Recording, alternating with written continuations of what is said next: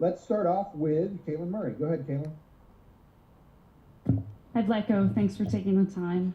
Hey. The Federation hosts a lot of games in the U.S. for a lot of reasons, including obvious commercial reasons. But nothing can replicate, being on the road, having hostile fans. It sounds like you're going to have a big crowd in Sydney. So how do you find that balance? Playing games at home and away, and trying to make that work in the calendar.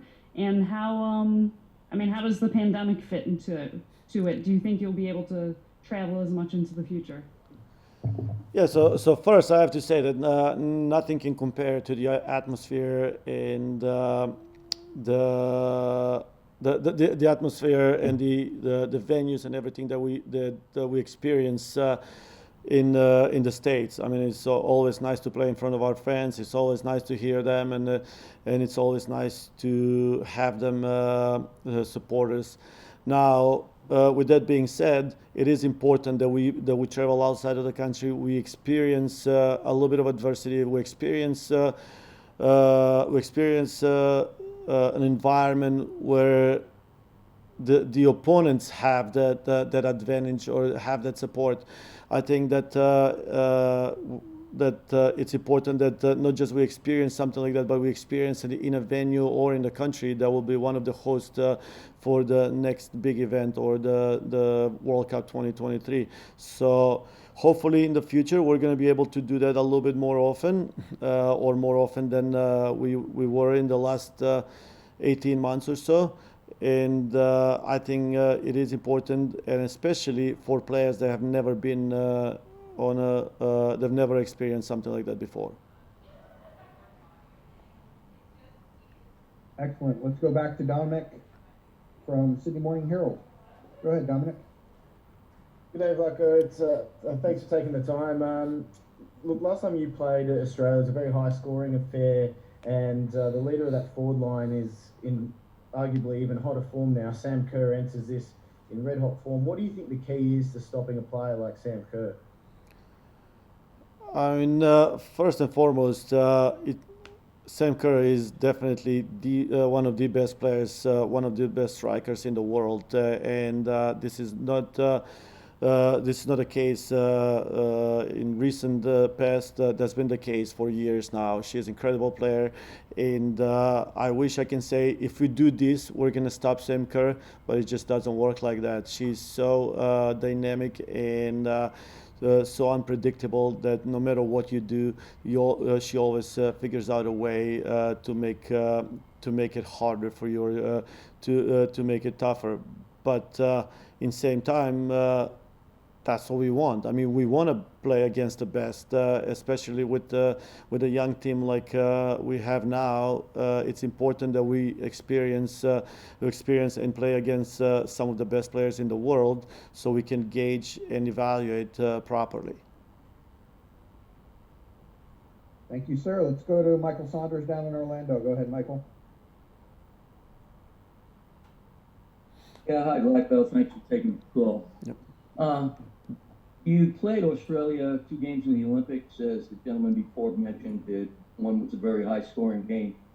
But this is the beginning of the transition for your team. And as I look at the roster, I see that a lot of the transition is trying out some of our forward line. What are your overall expectations starting in this new era, if you will, for the team playing arguably one of the best teams in the world in Australia?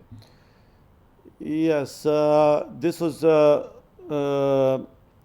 not a coincidence. We wanted to test right off the bat. We wanted to test the players that are in this environment now against some of the best players, and we wanted to test them in such an adversity that we're gonna have here, long travel, jet lag after a long year, NWSL year, um, against a great team, 40,000 people at the stadium. I think that very quick into the game, we'll find out who is cut out for this and who is not. Thank you, sir. Let's go to Jonathan Tannenwald. Go ahead, Jonathan. Thanks, Aaron. Hello, Vlatko. Hope all is well down there. We know that obviously there were a lot of protocols that went through to make this happen, some things that you had to do when you got onto the ground in Australia before you could get out on the field. How much have you been able to get out on the field so far and practice? And what have you seen? And perhaps might you let us know if there are certain players you're particularly looking forward from your team to seeing in this game? Yes. So first, I have to say there are a lot of protocols that we had to follow, and I'm very thankful for our administration office, Ryan Dell heading that, and Kate Margraves for making this trip happen for us.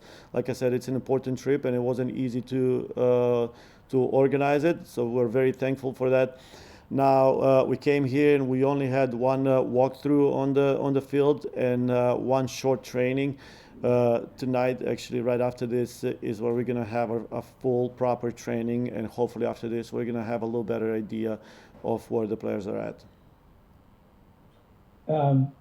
You added Amani Dorsey to the group since we last talked to you, and I'm curious, you might tell us a little bit about why you did that and what you hope from it.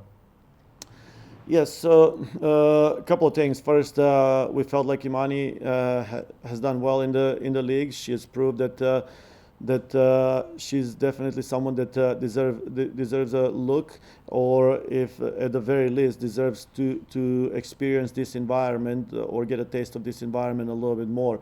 The other thing is Emily Fox, who also plays in that position, is not 100% ready. So we do want to have another option in that spot. Thank you. Let's go. We have one more. Let's go to Alex Ozzie to finish up with Vlatko. Go ahead, Alex. Hey Vlatko, thanks for taking the time. Hope you'll excuse me for asking about a player not involved in the game, but Brazilian soccer great Formiga is playing her last match tomorrow, I think it is, after 7 Olympics. Curious just if you have any memories or thoughts as she concludes her career. I mean, I don't know if there is anyone that follows or has been involved in women's soccer that doesn't have memories of Formiga. She's been involved in several generations of coaches, players, and I didn't think that she'll ever retire. I mean, she just kept going. You know, if you watch her play 15 years ago, 20 years ago, and now, you don't see any difference. Such a legend and. Great player and role model for many players that have gone through not just the Brazilian Federation, but also players that have played against Brazil in different occasions. Excellent. Thanks, Alex. Thanks, Vlatko. Want to wish everyone a happy Thanksgiving. We'll let Vlatko go off to training. Yep. Thank you, everyone. Thank you.